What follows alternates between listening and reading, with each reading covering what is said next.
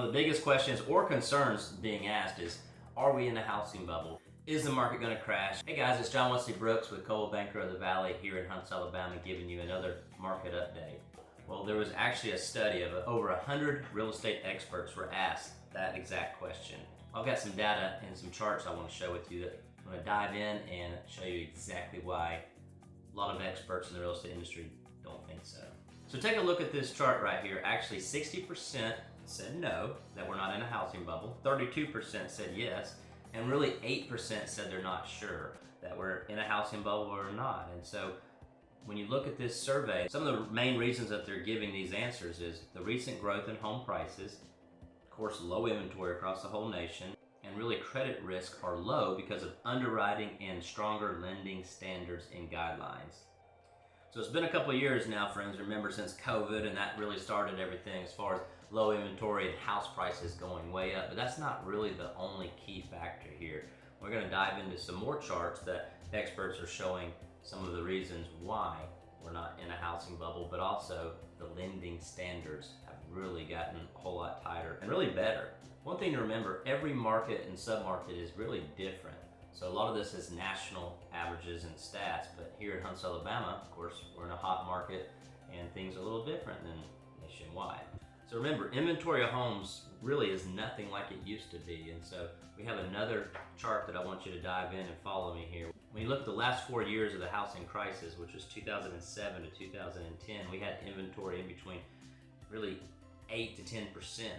And so when I first got into the real estate business, I didn't really understand, back in those days, what the importance of having a healthy market really meant as far as, hey, how many months of supply is really good and how many is bad. When fast forwarding to the last 4 years, look at these charts here, and they talk about 2019 to 2022.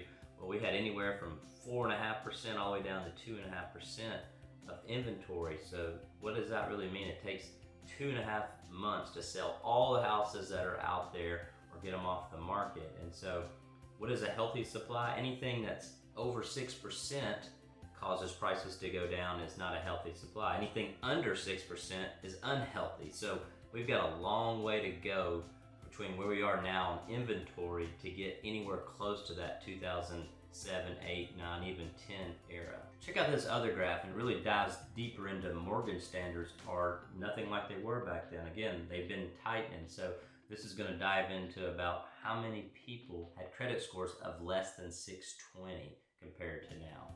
So when you look at everything that's in orange, 2003 to 2007, and you have people that are up into the 300, 350, 375 billion individuals had less than 620 credit score. And I certainly remember a lot of people at 580 getting applied for loans and 600. But then this graph shows from 2008 all the way till 2022, that has gone drastically down as far as how many people have less than 620 scores. So more people have greater scores, really more people have money, down payment, to qualify for loans. And so what this really talks about in the last decade. So what this means is the buyers are just really more qualified than they were in that pre-2003 to 2007 era.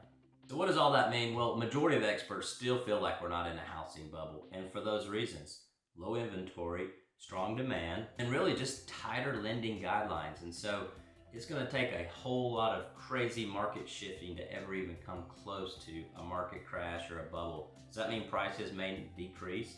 It may. Does that mean there's negotiations may start taking place in between buyer and seller? Well, yeah, of course. We're going to go back to a little bit more balance, but a balance in a healthy market doesn't mean that the world's going to end and the market's going to crash. As always, call me, send me a message if you want to have another discussion on just anything with the real estate market, exploring other options. I'm always here to help anyone looking to buy or sell real estate.